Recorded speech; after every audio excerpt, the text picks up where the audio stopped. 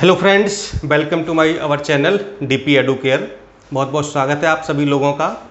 और आप लोग कितना प्यार, सम्मान, रिस्पेक्ट देते हैं मैं उसके लिए आपका हम बहुत बहुत शुक्रिया अदा करते हैं। बहुत बहुत धन्यवाद ज्ञापित करते हैं आपको कि आप लोग हमको इतना सब कुछ मानते हैं, समझते हैं और मेरे बताए रास्ते पर आप लोग चलते हैं, तैयारी कर रहे हैं। बस हमारी बस यही प्रभु से कामना है कि आप लोग जल्दी से जल्दी कहीं ना कहीं सिलेक्शन आपका हो जाए, चाहे समीक्षा अधिकारी में, पीसीएस में, या जो भी जिस परीक्षा की आप तैयारी कर रहे हैं उसके लिए आप लोग प्रयासरत हैं। तो हम भी आपके साथ कंधे से कंधा मिला करके खड़े हुए हैं आपके साथ चलने के लिए। बस मेहनत करते रहिए, चूँकि जीवन में मेहनत का कोई तोड़ नहीं है, ये जान लीजिए आप, ठीक है। और मैंने भी बहुत संघर्ष किया है, आप यकीन नहीं करेंगे। सन 2005 से लेकर के और 2020 तक, यानी कि जो हमारा कुल संघर्ष रहा है 14 से 15 साल का रहा है, जिसमें मैंने बी फार्मा किया, फिर प्राइवेट जॉब की फार्मा इंडस्ट्री में, फिर इलाहाबाद जा कर के तैयारी की। तो ये काफ़ी लंबा समय रहा है ना। और लेकिन वही ना कि मैंने भटकाव नहीं होने दिया अपने उद्देश्य से, कि हमारा जो उद्देश्य था उस पर हम लगातार चलते रहे। असफलताएं मिली, प्री दिया, कभी प्री नहीं हुआ, कभी मेंस नहीं हुआ, इंटरव्यू दिए, इंटरव्यू से वापस हो गए 3-3, 4-4 बार, लोअर में, अपर में। तो ये सब चलता रहा, लेकिन कभी ना हम हताश नहीं हुए। बस अगर नहीं हुआ कोई बात नहीं, अगली परीक्षा आ रही, उसकी तैयारी फिर से प्रारंभ कर दी है ना, पूरे जोश के साथ, फिर से एक नई ऊर्जा के साथ। तो बस मैं यही आप लोगों से कहूँगा कि मतलब मैं कोई आपको भाषण नहीं दे रहा हूँ, है ना। बस आपको थोड़ा सा मोटिवेट करने का, थोड़ा से आपके जो अरमान हैं उनको जगाने का प्रयास कर रहा हूँ कि आप लोग जो है लगे रहिए बस, ठीक है। असफलता कोई बहुत बड़ी बात नहीं है, और जिस दिन आप सफल होंगे ना, उस दिन इन सारी असफलताओं पर पानी फिर जाएगा। लोग भूल जाएंगे कि आप कितनी बार फेल हुए थे, भूल जाएंगे, कोई नहीं पूछता है। आप सफल, आप जिस दिन आपका रिजल्ट लिस्ट में नाम होगा ना, उस दिन कोई आपसे नहीं पूछेगा कि आपने कितने प्री दिए, कितने मेंस दिए, कितने इंटरव्यू दिए, कितनी बार फेल हुए आप, कोई नहीं पूछेगा। इसलिए मेरे प्यारे दोस्तों, भाइयों, बहनों, आप लोग तैयारी करते रहो। बस अपनी मेहनत पर, अपनी ईमानदारी पर भरोसा रखो, ठीक, और ईमानदारी से मेहनत करते रहो। हम भी एक छोटा सा प्रयास आपके साथ कर रहे हैं, ठीक, आपको पढ़ा रहे हैं, ठीक है, और आपको जो चीज़ें प्रोवाइड हो सकती हैं उनको दे रहे हैं आपसे, ठीक है। तो यही बस है। और बाकी हम लोग करंट अफेयर्स की आज 4th सीरीज पढ़ने वाले हैं। 15 व्यक्ति इसमें भी शामिल हैं। पिछली 3 सीरीज आपकी हो चुकी हैं। जीएस की कक्षाएँ भी जल्दी प्रारंभ होंगी। हाँ, और ये चीज़ आपको बता दें कि टेलीग्राम पर जो है हमारा जो चैनल है डीपी एडू केयर, उसको आप लोग ज्वाइन कर लीजिए। वहाँ पर भी current affairs daily 10 question update किए जाते हैं प्रतिदिन के, ठीक है, हिंदी और इंग्लिश दोनों माध्यम में, व्याख्या सहित। तो उसको भी आप लोग ज्वाइन कर लीजिएगा, काफ़ी लाभ होगा। 10 क्वेश्चन मतलब कि महीने में 300 प्रश्न आपके पास हो जाएंगे, ठीक है। और आरओ और किसके लिए, बीओ के लिए, ये देखिए, खंड शिक्षा अधिकारी और समीक्षा अधिकारी। अब देखिए वैकेंसी कब आएगी, फिर भी आपको बता दें, अक्टूबर लास्ट या फिर नवंबर में आपकी वैकेंसी आएगी आरओ की।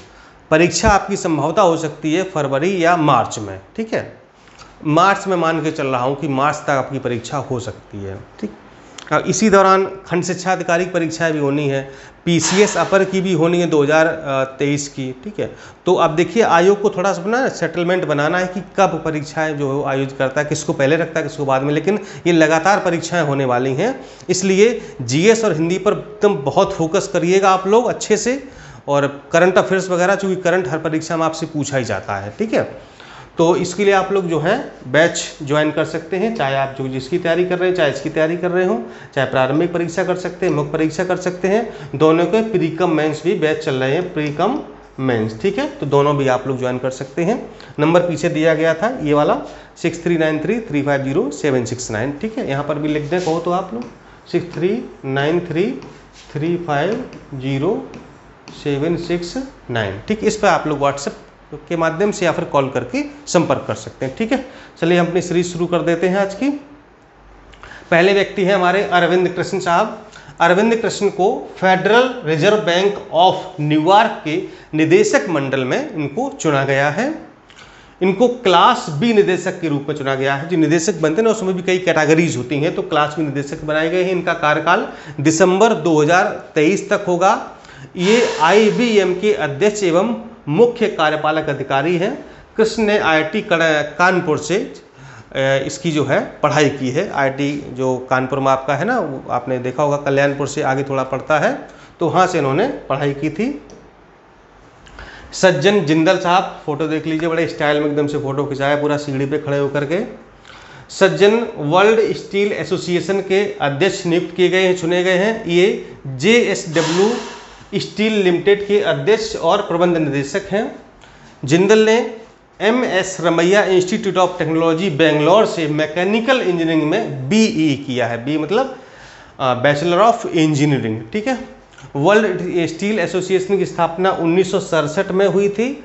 मुख्यालय इसका बेल्जियम के ब्रुसेल्स में है, ठीक है। आप चाहे तो इसकी जो है हम पढ़ा रहे हैं इसकी आप कॉपी बना सकते हैं, क्योंकि आप बार बार अगर वीडियो देखेंगे तो टाइम लगेगा, तो आप चाहें तो इसको जो है अपने कॉपी में नोट भी कर सकते हैं, ठीक है। और परीक्षा के टाइम पे उसको आप रिवीजन करने में आपको बहुत ही सुविधा रहेगी। हम तो यही करते थे, सारा अपना एक नोट्स बनाते रहते थे, तो वो बाद में अपना जब पूरा नोट्स बन जाता था, जब भी कोई परीक्षा आती थी बस उसी को 2-3 बार रिवाइज कर लेते थे, करंट अफेयर्स पूरा तैयार हो जाता था, ठीक है। चलिए आगे बढ़ते हैं। अजय मल्होत्रा साहब संयुक्त राष्ट्र की मानवाधिकार परिषद की सलाहकार समिति के ये अध्यक्ष नियुक्त किए गए हैं। 1977 बैच के भारतीय विदेश सेवा के अधिकारी हैं ये। मल्होत्रा इससे पहले रूस, कुवैत में राजदूत और इसको काट दीजिए, रूस, कुवैत और संयुक्त राष्ट्र में ये राजदूत के रूप में भी कार्य कर चुके हैं। UN मानवाधिकार परिषद की स्थापना 15 मार्च 2006 को हुई थी। इस परिषद के अध्यक्ष हैं नजहत शमीम, और इस परिषद का जो मुख्यालय है आपका, संयुक्त राष्ट्र की मानवाधिकार परिषद का जो मुख्यालय है वो आपका स्विट्जरलैंड के जिनेवा में शहर में है, ठीक है। आगे बढ़ते हैं। संजीव कपूर साहब, एयर मार्शल संजीव कपूर भारतीय वायुसेना मुख्यालय नई दिल्ली में भारतीय वायुसेना के महानिदेशक नियुक्त किए हैं। जो वायुसेना का मुख्यालय नई दिल्ली में, वहाँ पर ये भारतीय वायुसेना के DG यानी कि महानिदेशक नियुक्त किए गए हैं। 1985 में एक ट्रांसपोर्ट पायलट के रूप में भारतीय वायुसेना की फ्लाइंग शाखा में ये नियुक्त हुए थे। कब? 85 में। तब जाकर सोचो, हम लोग का जन्म किसी का हुआ किसी का नहीं हुआ होगा, तब जाके इन्होंने ज्वाइन कर लिया था, ठीक है। Kapoor defence services staff college, Wellington college of defence management और नेशनल डिफेंस कॉलेज के ये पूर्व छात्र हैं। मतलब इतने कॉलेज से उन्होंने पढ़ाई वगैरह अपनी की होगी, जो भी डिग्रियां ली होंगी। वर्तमान नियुक्ति ग्रहण करने से पहले वे राष्ट्रीय रक्षा अकादमी पुणे, जो पुणे में राष्ट्रीय रक्षा अकादमी है, उसमें ये कमांडेंट थे। इन्हें भारतीय वायुसेना के विभिन्न विमानों पर उड़ान का लगभग 77,700 घंटे का अनुभव है। तजुर्बा सोचिए, 7,000 यानी कि लगभग 77 यानी लगभग 8,000 घंटे को ये उड़ान भर चुके हैं।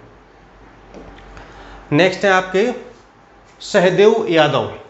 सहदेव यादव को भारतीय भारोत्तोलन महासंघ का अध्यक्ष बनाया गया है। इसका जो है जो महासंघ है ये, इसका अध्यक्ष बनाया गया है। इनका कार्यकाल 4 वर्ष का होगा, 2021 से लेकर के 2025 तक का होगा। इन्होंने भारतीय भारोत्तोलन महासंघ के महासचिव के रूप में भी कार्य किया है। अब तो खैर ये अध्यक्ष बन गए, इससे पहले ये महासचिव भी रह चुके हैं। महासंघ के चुनाव में 10 नए उपाध्यक्ष, 4 संयुक्त सचिव और 7 कार्यकारी समिति के सदस्य भी चुने गए हैं। भारतीय भारोत्तोलन महासंघ का गठन 1935 में हुआ था। कब हुआ था? 1935 में। नेक्स्ट है शशि थरूर साहब। कांग्रेस के वरिष्ठ नेता शशि थरूर को फ्रांस का सर्वोच्च नागरिक सम्मान, क्या नाम है उसका, Chevalier de la Legion de honneur से, फ्रांस के ऐसी सम्मान, जापान के, फ्रांस के सब बड़े अजीब से नाम होते हैं, ठीक है, लेकिन थोड़ा सा कहीं पकड़ने का प्रयास करिए। Chevalier de la Legion de honneur से इनको सम्मानित किया गया है। फ्रांस की सरकार थरूर के लेखन और भाषणों के चलते उन्हें सम्मान दिया गया है। इन्होंने कई सारी पुस्तकों की रचना की है, 6 भाषण भी दे लेते हैं, ठीक है। शशि थरूर 2 बार लोकसभा के सांसद रह चुके हैं और तिरुवनंतपुरम निर्वाचन क्षेत्र का ये प्रतिनिधित्व करते हैं, ठीक है। थरूर विदेश मामलों की संसदीय स्थायी समिति के अध्यक्ष भी हैं और थरूर संयुक्त राष्ट्र में 23 साल के लंबे करियर के साथ एक पूर्व राजनयिक भी हैं। तो ये जो है संयुक्त राष्ट्र में भी रह चुके हैं। नेक्स्ट है आपके संजीव सन्याल। संजीव सन्याल पीएम के यानी प्रधानमंत्री जी के आर्थिक सलाहकार परिषद के पूर्णकालिक सदस्य नामित किए गए हैं। ये नियुक्ति इनकी 2 साल के लिए की गई है। संजीव सन्याल वित्त मंत्रालय के प्रधान आर्थिक सलाहकार भी हैं। ये इन्होंने ड्यूश बैंक में प्रबंध निदेशक यानी कि मैनेजिंग डायरेक्टर यानी कि एमडी के रूप में कार्य भी किया है। सान्याल को शहरी मुद्दों पर उनके काम के लिए आइजनहावर फेलोशिप से सम्मानित किया गया। भाई बहुत बड़ी फेलोशिप होती है, तो ये इनको दी गई थी। शहरी मुद्दों पर उन्होंने काम किया था। नेक्स्ट है आपके अनुपम रे। अनुपम रे निशस्त्रीकरण पर संयुक्त राष्ट्र सम्मेलन में भारत के राजदूत नियुक्त किए गए हैं। 1984 बैच के भारतीय विदेश सेवा के अधिकारी हैं, इंडियन फॉरेन सर्विस। वर्तमान में रे विदेश मंत्रालय के मुख्यालय में संयुक्त सचिव यानी कि ज्वाइंट सेक्रेटरी के रूप में ये कार्यरत हैं। इन्होंने पंकज शर्मा का स्थान ग्रहण किया है और निशस्त्रीकरण पर संयुक्त राष्ट्र सम्मेलन का मुख्यालय वो कहाँ पर है? स्विट्जरलैंड के जिनेवा शहर में इसका मुख्यालय है। चलिए नेक्स्ट है न्यायमूर्ति विपिन सांघी। नैनीताल उच्च न्यायालय के ये मुख्य न्यायाधीश बने हुए हैं। ठीक, कहाँ पर है ये? उत्तराखंड में होगा और कहाँ होगा? ठीक है, उत्तराखंड के राज्यपाल लेफ्टिनेंट जनरल गुरमीत सिंह साहब ने इनको राजभवन में शपथ दिलवाई थी।